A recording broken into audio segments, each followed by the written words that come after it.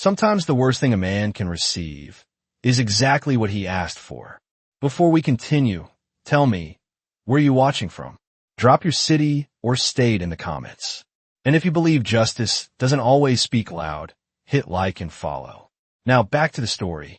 The wagon wheels creaked to a stop in front of what used to be a home.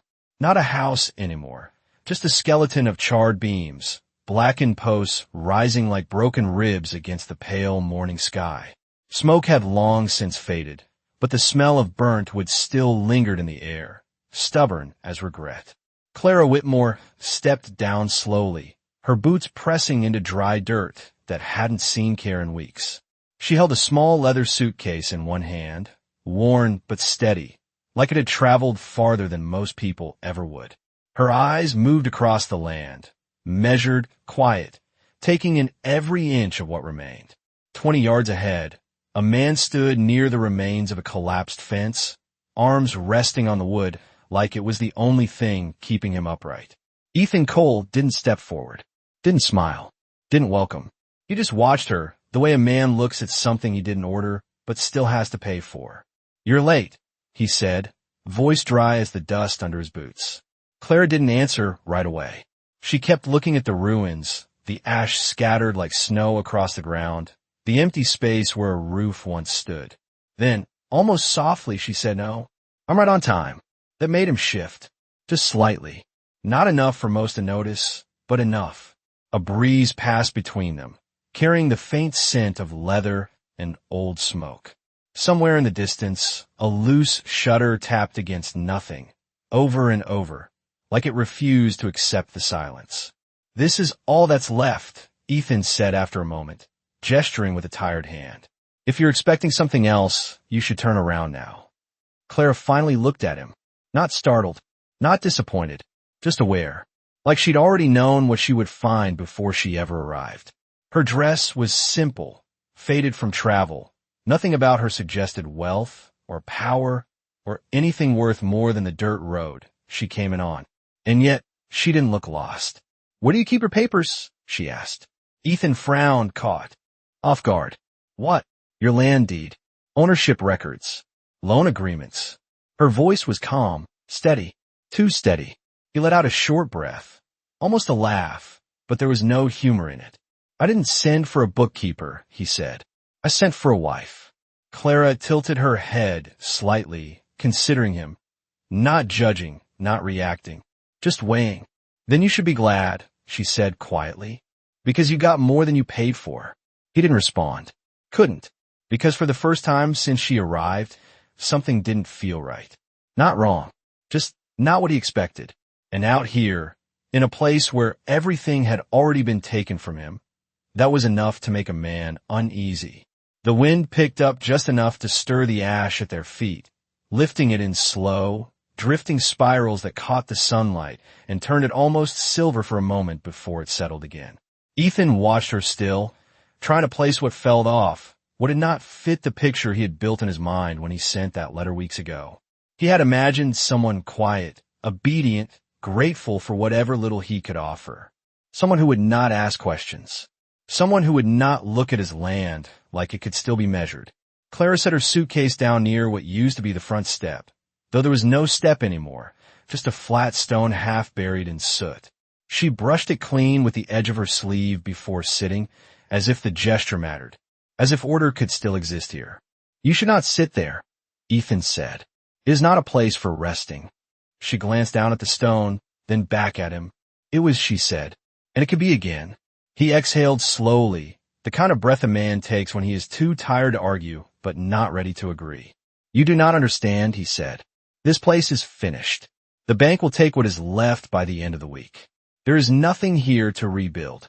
Clara opened the suitcase just an inch, not enough for him to see inside, just enough for her hand to slip in and rest there for a second, like she was checking something that did not need checking. Then she closed it again. 48 hours, she said. Ethan stiffened. "Who told you that?" "You did," she replied, nodding toward the edge of the property where wagon tracks still marked the dirt. "Not with words, with what is missing." He followed her gaze and saw it then. The empty space where his last 2 cattle had stood that morning before he sold them. The absence of anything worth taking. The silence of a man already being counted out. He said nothing. Could not. Clara stood, brushing the dust from her hands, and took a few slow steps across the yard, her boots leaving clear prints through the ash like she was drawing a path no one else could see. "Where is the town?" she asked. 3 miles east, he answered. "Why?" She stopped, looking toward the horizon where the faint outline of buildings sat under the wide sky. "Because they're already talking about you," she said. "They have decided what happens next." Ethan let out a short, humorless sound. "They decided that a long time ago." Clara turned back to him, and for the first time, there was something sharper in her eyes. Not anger, not pity, something steadier. "Then let them be wrong," she said. He shook his head. "You do not get it. Out here, when something is taken, it stays taken." Clara held his gaze for a long moment, the wind lifting a strand of her hair across her face before it settled again. "Only if no one comes to take it back," she said quietly. The words hung there, heavier than they should have been. Ethan looked away first, toward the ruins, toward the land that had already slipped through his fingers once. And behind him, just for a second, he heard the soft click of metal inside her suitcase. The sun had climbed higher, burning off what little coolness the morning had offered, and with it came the kind of light that showed everything too clearly. The cracks in the ground, the warped wood, the truth a man might try to ignore in softer hours. Ethan stood near the remains of what used to be his porch, arms crossed now, watching Clara as she moved slowly across the property like she had walked land like this before. Not carefully, not afraid to step wrong, but deliberate, like each step meant something. "There is nothing here," he said again, quieter this time as if repeating it might make it final. Clara did not answer. She had crouched near a half-buried beam, brushing away ash with her bare hand until a corner of something metal revealed itself beneath the soot. She did not pull it out, just looked at it. "You built this yourself," she said. It was not a question. Ethan hesitated. "Took me 7 years," he replied. "And one night to lose it." Clara nodded once, as if that fit into a pattern she already understood. "And the debt?" she asked. "How much?" He almost laughed again, but stopped himself. "Too much for a place that looks like this," he said. "Not enough for the bank to forget." She stood, dust falling from her hands, and turned toward him. "Numbers matter," she said. "Say it." Ethan looked at her, something tightening in his jaw. $800, he said finally, plus interest. The number hung in the air between them. Out here, $800 was not just money. It was years. It was sweat. It was the difference between staying and disappearing. Clara did not react the way he expected. No widening eyes. No sharp intake of breath. Just a small nod, like she had confirmed something she had already suspected. "And the bank?" she asked. "Who holds it?" "Grayson and Bell," Ethan answered. "Main office in town." "Why does that matter?" Clara picked up her suitcase, the leather creaking softly under her grip. "Because they think you are finished," she said. "And men who think something is finished make mistakes." Ethan stepped forward then, just one pace enough to close some of the distance between them. "You keep talking like you know something," he said. "But you have been here less than an hour. You saw what I lost. That is all there is." Clara met his eyes, steady, unhurried. "No," she said. "That is all you are willing to see." The wind shifted again, carrying the faint sound of distant wagon wheels from the direction of town. Life moving on, always moving on. Ethan followed the sound for a moment, then looked back at her. "Even if what you are saying mattered," he said, "we do not have time. 48 hours is not enough to change anything." Clara tilted her head slightly, as if considering the weight of that number. Then she gave a small, almost invisible smile. "It is enough," she said, "if you stop thinking like a man who is already lost." He frowned. "And start thinking like what?" She turned toward the road, her figure framed against the open land, the suitcase hanging at her side like it held more than its size could explain. "Like a man who has not yet been told the truth," she said. Then she began to walk, not toward the ruins, not toward the fence, but toward the road that led to town. Ethan did not move at first. He watched her go, the distance between them stretching with each step she took. Every instinct he had told him to let her walk. that whatever she was chasing had nothing to do with him. But something in the way she carried herself, not hurried, not uncertain, pulled at him in a way he could not explain. He looked once more at the remains of his home, at the land that had already slipped through his fingers, then back at the woman who had arrived without warning and spoke like she had already seen the end of this story. And for the first time since the fire, Ethan Cole took a step forward, not away from what was left, but towards something he did not understand. The road to town stretched long and pale under the noon sun, dust lifting with every step Clara took, rising just enough to catch the light before settling behind her like it was erasing where she had been. Ethan followed several paces back, not close enough to walk beside her, not far enough to pretend he was not part of this. The distance between them felt deliberate, like a line neither of them had agreed to cross yet. "You still have not told me what you are planning," he said after a while, his voice carrying over the dry wind. Clara did not slow. "I'm going to ask a question," she replied, "and listen to how they answer." Ethan frowned, adjusting his hat against the glare. "That is not a plan," he said. "That is a gamble." Clara glanced back at him briefly, her expression unreadable. "Only if you do not already know the odds," she said. The outline of the town grew clearer as they walked, wooden buildings pressed close together, a water tower rising above them, and the faint sound of voices drifting across the open space. It was not a large place, but it was enough. Enough for men to make decisions about land they did not stand on. Enough for rumors to turn into certainty. As they reached the edge of town, a few heads turned. First one, then two, then more. People noticed everything out here, especially what did not belong. A man without a ranch. A woman who arrived too late. A story already told before it had a chance to change. "That is him," someone muttered near the general store, not bothering to lower their voice. "Cole lost everything in that fire." Another voice followed, lighter, edged with quiet amusement. "And that must be the bride he paid for. Looks like he overpaid." Ethan kept walking, jaw tight, eyes forward. He had heard worse. Heard it longer than he cared to remember. But beside him, Clara did not react at all. She moved through the street like the words did not belong to her. Like none of it did. They stopped in front of a two-story building with a faded sign that read Grayson and Bell. The paint had peeled at the edges, but the door was polished clean, the kind of detail that told you exactly where priorities lived. Clara studied it for a moment, then reached for the handle. Ethan stepped in slightly, blocking her path without touching her. "This is not going to change anything," he said quietly. They already made their decision. Clara looked at him, not annoyed, not impatient, just certain. "Then we will see if they are willing to say it again," she said. He hesitated, searching her face for something that made sense. "You think you can just walk in there and—" He stopped himself, because he did not know what she intended. And that was the problem. Clara shifted her suitcase in her hand, the leather creaking softly, a small sound that seemed louder than it should have been in the still air. "I am not here to convince them," she said. "I am here to understand them." Before he could answer, she stepped past him and pushed the door open. The sound of it carried inside, sharp and clean. Conversations paused. Papers stopped moving. Three men looked up from behind a long wooden counter, their expressions settling into the polite kind of interest reserved for people they believed. They already understood. Clara stepped in fully, the light from outside framing her for just a moment before the door closed behind her.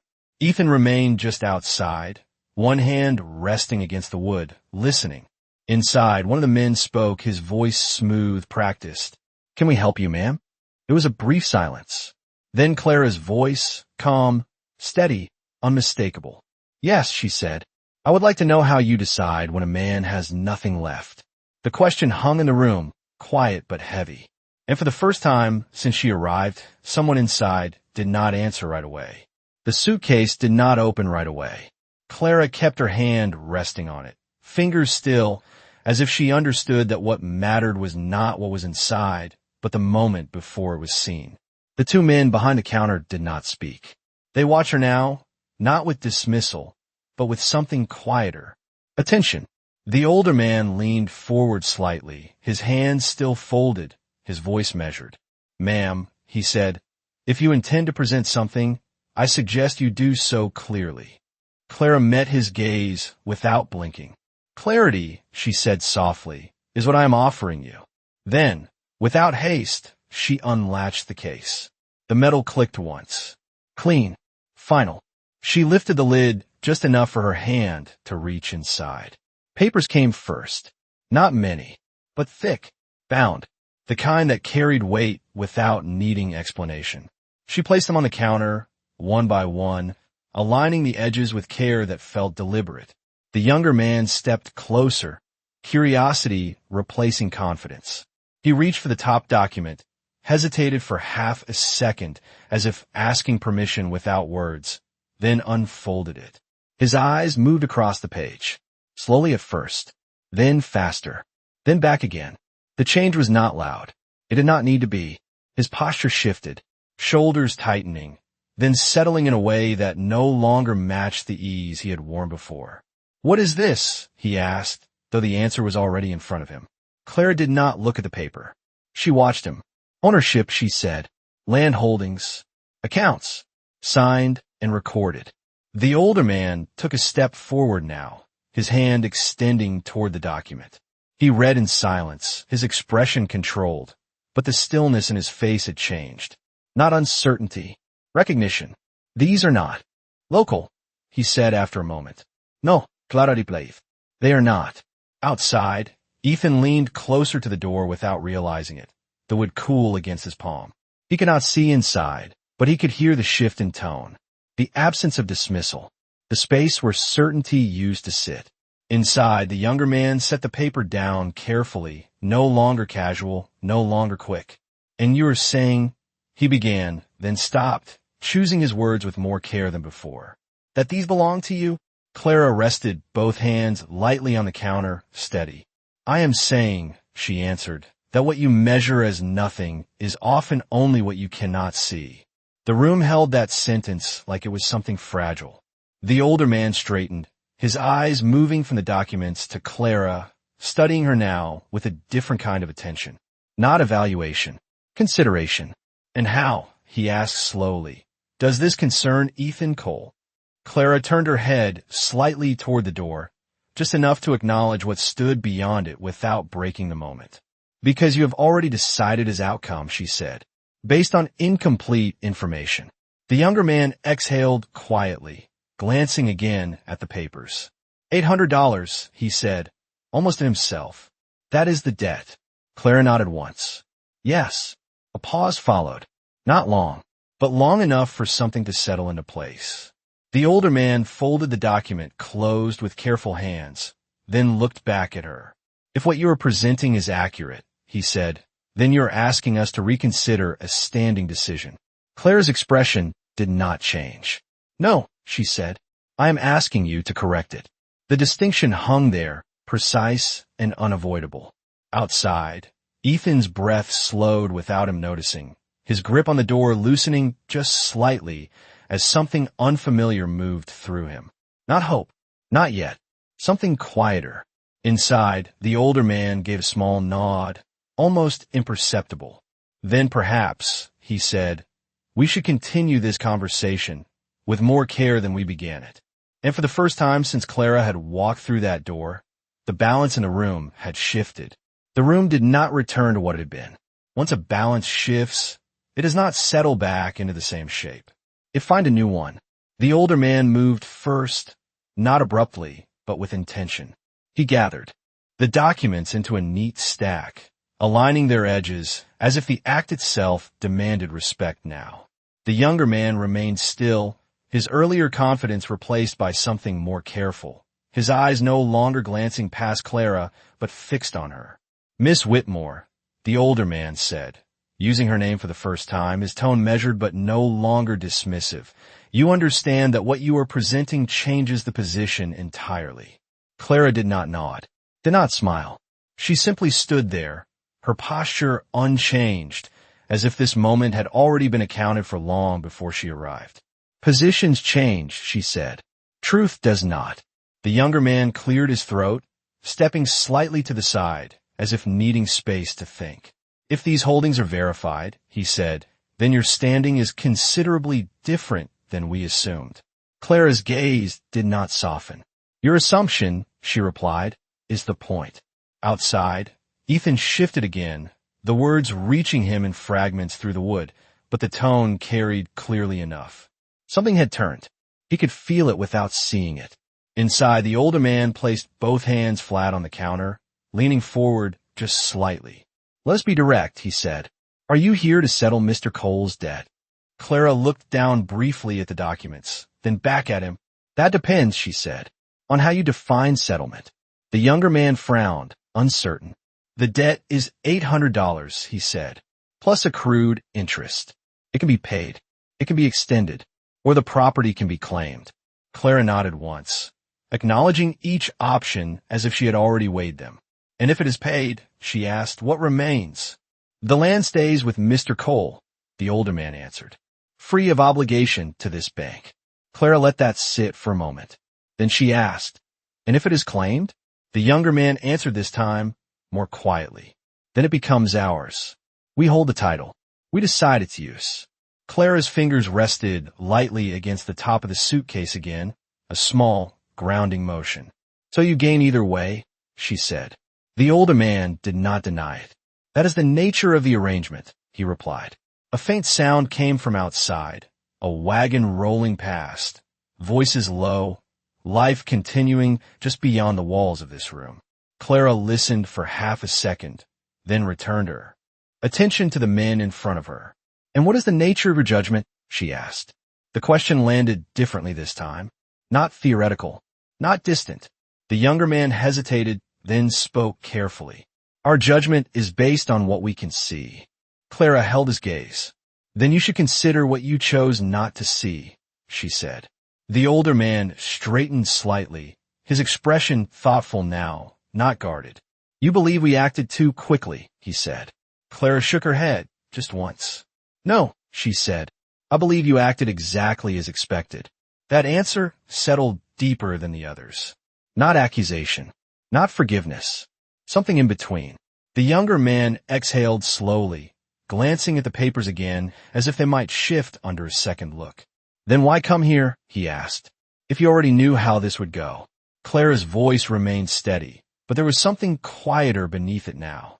Not tension, not relief, purpose. Because a decision, she said, means more when the ones who made it understand what it costs. The room fell still again. Not the same silence as before. This one carried weight. Outside, Ethan lowered his hand from the door, his breath slow, his mind trying to catch up with something that had already moved ahead of him. Inside, Clara lifted one of the documents and slid it gently across the counter toward them. Now, she said, let us decide what this one is worth. The words did not echo, but they stayed. Not finished. The older man did not rush to speak this time. He had learned enough in the past few minutes to understand that interruption would only cost him clarity. He folded his hands again, slower now, more deliberate. Then please, he said, continue. Clara's fingers rested lightly on the edge of the document, her touch steady, grounded, as if she was not presenting something new, but completing something that had already begun long before this room. You will prepare the release, she said.